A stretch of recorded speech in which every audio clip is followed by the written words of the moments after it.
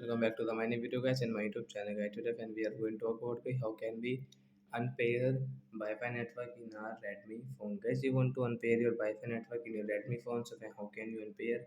Today I will show you in this video guys. So before starting video, first of all go and subscribe the channel guys. Click the bell icon, like the video.